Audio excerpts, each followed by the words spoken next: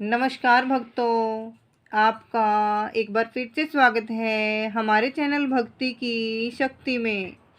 आज के इस वीडियो में हम आपको बताएंगे कि समय बड़ा बलवान होता है।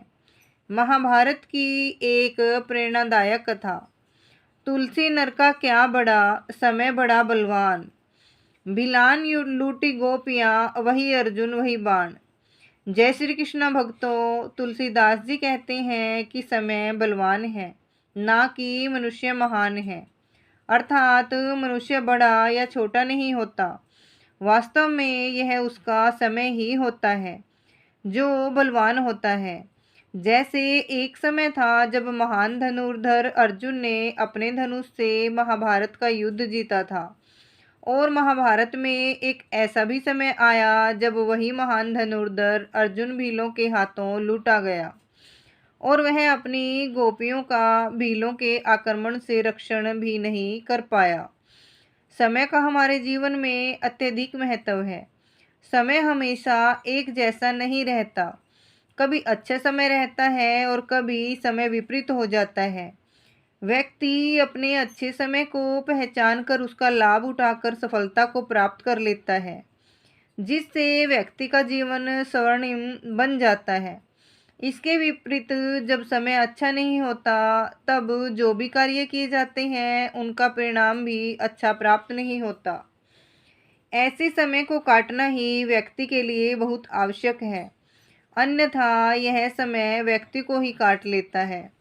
अर्थात व्यक्ति निराश होकर आत्महत्या तक कर सकता है। परमपिता परमेश्वर द्वारा हमें दी गई शक्तियाँ किसी उद्देश्य को पूर्ण करने के लिए प्राप्त हुई हैं। उन शक्तियों को समय रहते सदुपयोग करना ही हमारा लक्ष्य होना चाहिए, अन्यथा हमारी स्थिति भी अर्जुन की तरह हो सकती है। आइए इस पौराणिक कथा के माध्यम से जानते हैं तुलसीदास ने ऐसा क्यों कहा था। विष्णु पुराण में कथा आती है कि जब गांधारी और दुर्वासा ऋषि के श्राप से यदुवंशियों का विनाश हो रहा था, तब भगवान श्री कृष्ण ने अर्जुन को द्वारका बुलाया और अपने धाम जाने से पहले द्वारका की सभी स्त्रियों गोपियों को अपने साथ हस्तिनापुर ले जाने को कहा।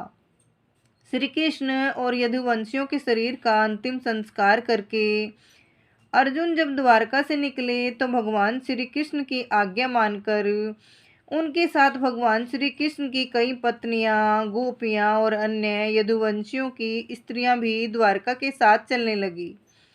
द्वारका से उनकी अंतिम विदाई थी, इसलिए जिनके पास जो धन संपदा थी वह साथ में लेकर नगर से निकल चले। श्री कृष्ण के सवथागमन के बाद अर्जुन उनकी आज्ञा के अनुसार द्वारिका से यदुवंश की स्त्रियों, वृद्धों एवं बच्चों को लेकर इंद्रप्रस्थ की ओर चल पड़े। चलते चलते बुद्धिमान एवं सामर्थ्यशाली अर्जुन ने अत्यंत समृद्धशाली पंचनद देश अर्थात पंजाब में पहुंचकर पड़ाव डाला। एकमात्र अर्जुन के संरक्षण में ले जाई जाती हुई इतनी अनाथ स्त्रियों को देखकर वहां रहने वाले लुटेरों के मन में लोभ पैदा हुआ। आपस में चर्चा करके उन्होंने अर्जुन के साथ आए हुए लोगों पर धावा बोल दिया। यह देखकर अर्जुन अपने गांडीव धनुष पर प्रत्यंजा चढ़ाने लगे। बड़ी मुश्किल से गांडीव पर प्रत्यंजा चढ़ी, परंतु जब वे अपने अस्त्र शस्त्रों के मंत्रों का चिंतन करने लगे तब उनको कुछ भी याद नहीं आया। वे बड़े ही लज्जित हुए। लुटेरे यदुवंशी स्त्रियों को लेकर चले गए। समय बड़ा बलवान है, मनुज नहीं बलवान। काबे अर्जुन लुटिया, वही धनुष वही बाण। एक दोहा है, इसका मतलब है कि समय बलवान होता है, इंसान का बल नहीं। समय के बदलाव के कारण किसी भी शक्तिशाली व्यक्ति की हार हो सकती है।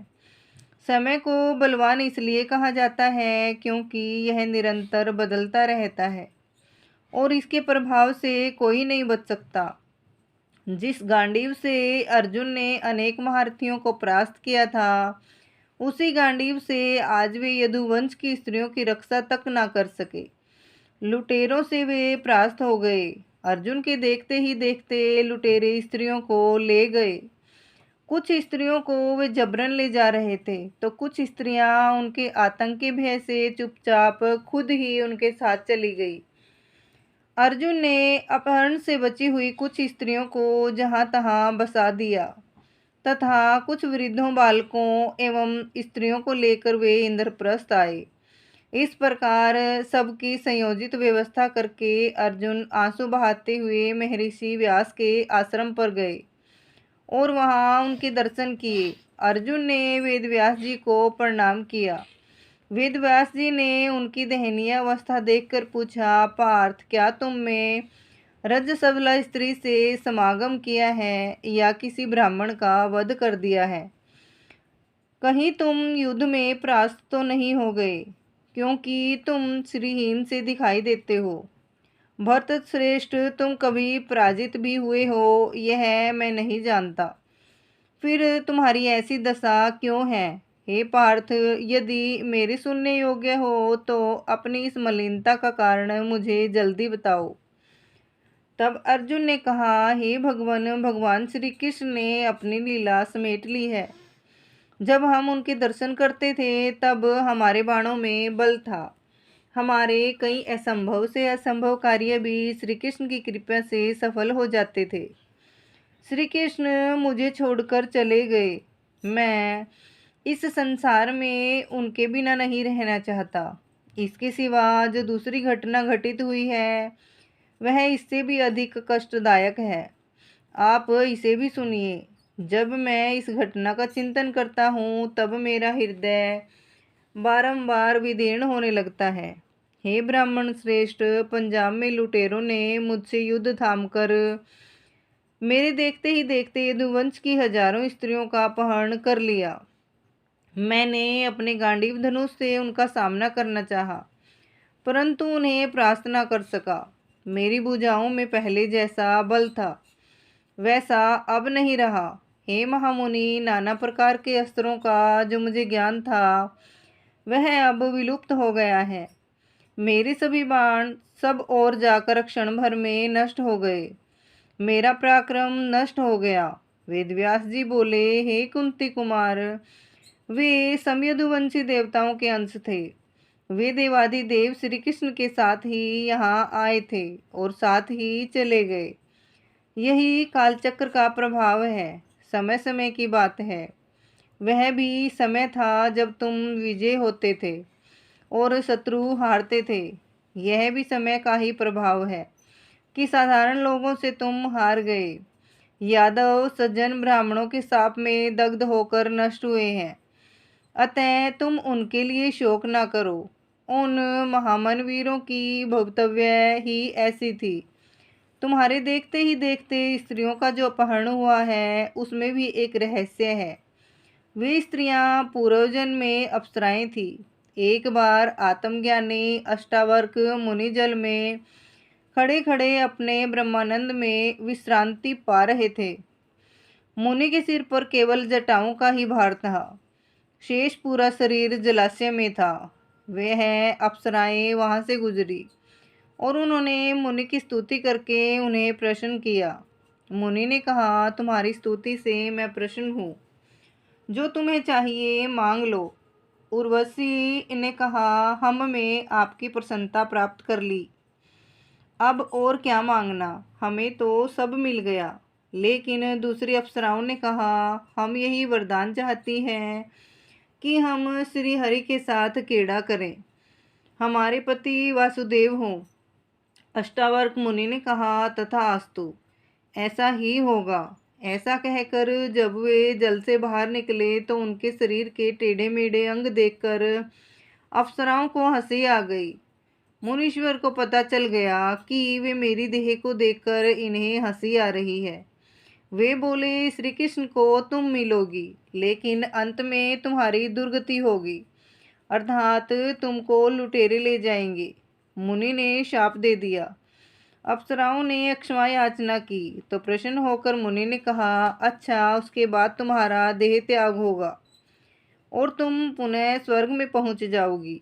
मुनि के शाप वश वे लुटेरों के हाथों पड़ी, इसलिए हे अर्जुन, तुम्हारे बल का क्षय हुआ ताकि वे सांप से छुटकारा पा जाएं।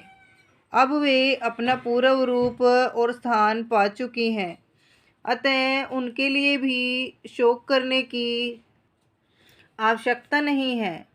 जो स्नेहवर्धन अपितु साक्षात चक्र गदाधारी पुरातन ऋषि चतुर्भुज नारायण थे, वे विशाल नेत्रों वाले श्री कृष्ण इस पृथ्वी का भार उतार कर शरीर त्याग करके अपने उत्तम परम धाम को जा पहुँचे।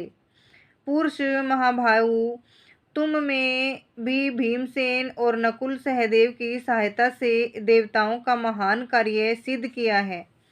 कुरुश्रेष्ठ, मैं समझता हूँ कि अब तुम लोगों ने अपना कर्तव्य पूर्ण कर लिया है। तुम्हें सब प्रकार से सफलता प्राप्त हो चुकी है।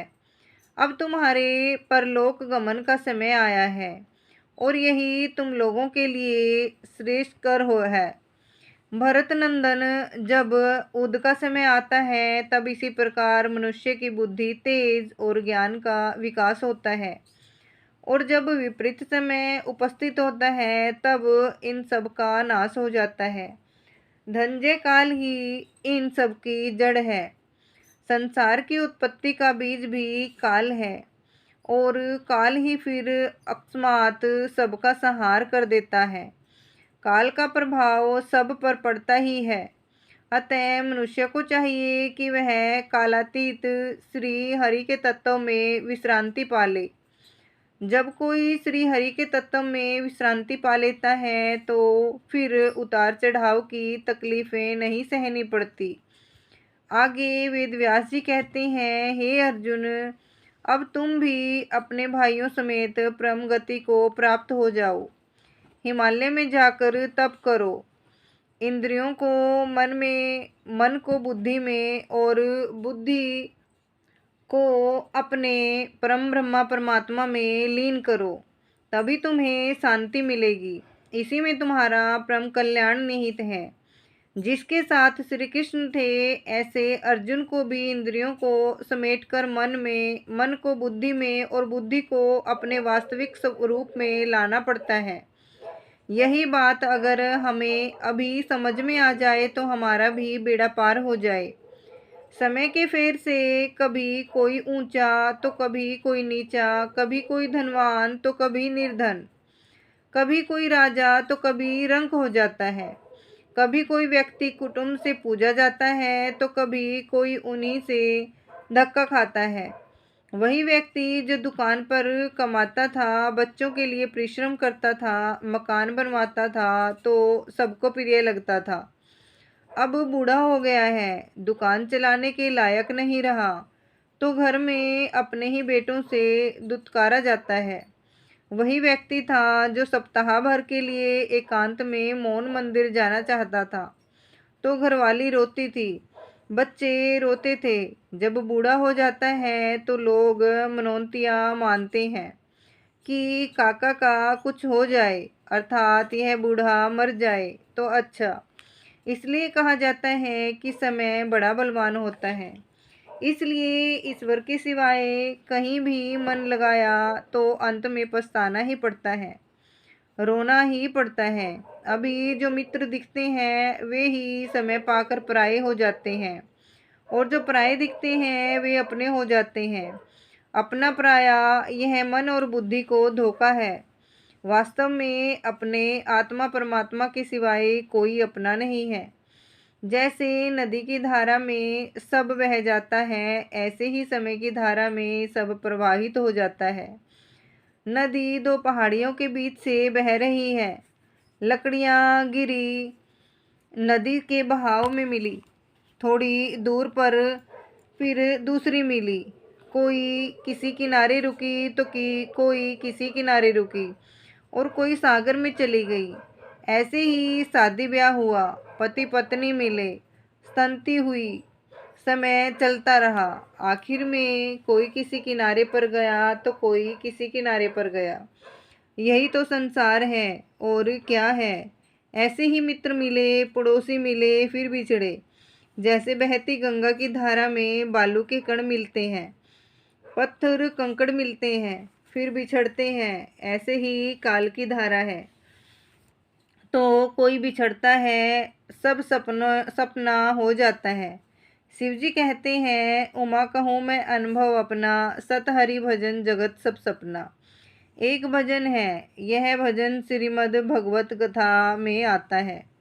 भगवान शिव ने अपने अनुभव में बताया है कि यह सारा संसार सब पर्वत है।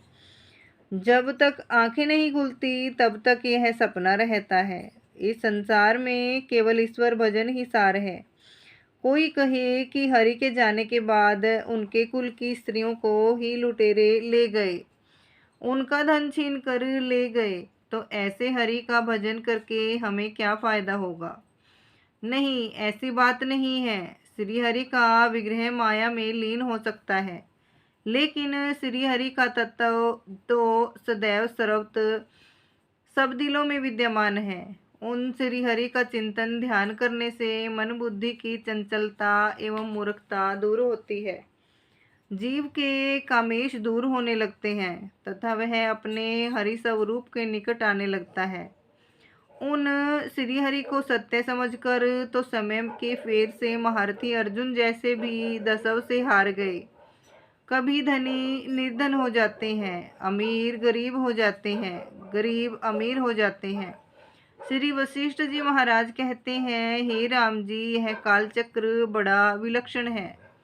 जो धन मिला सो मिला, जो गया सो गया, जो मान लिया सो मिला, जो अपमान हुआ सो हुआ, जो सुगध अवस्थाएं आई सो आई, और जो दुग्ध अवस्थाएं गई सो गई। समय की धारा में सब बीता जा रहा है। अतः साधक बीते हुए पर शोक ना करके आने वाले भविष्य में ब्रह्मा जगत में कुछ विशेष बनने की वासना ना कर, वर्तमान में अपने परमात्मा स्वभाव में साक्षी सच्चिदानंद ईश्वर में स्थित होना ही सब सारों का सार है। उसी के सुमरिन, उसी के आनंद और उसी के चिंतन में लगे रहो। जय श्री कृष्ण, जय शिव शंकर। जय श्री कृष्ण भक्तों, आपने आज की इस वीडियो से क्या सीखा और भक्तों आपको ये कथा कैसी लगी, कृपया कमेंट करके ज़रूर बताएं। वीडियो पसंद आया हो तो लाइक और शेयर ज़रूर करें। तो भक्तों, आपको अगर कथा अच्छी लगी तो हमारे चैनल को सब्सक्राइब करें और वीडियो को लाइक ज़रूर करते जाएं। धन्यवाद। राधे राधे। जय श्री कृष्णा। श्री कृष्णा जी की कृपा आप सब पर हमेशा बनी रहे। राधे राधे।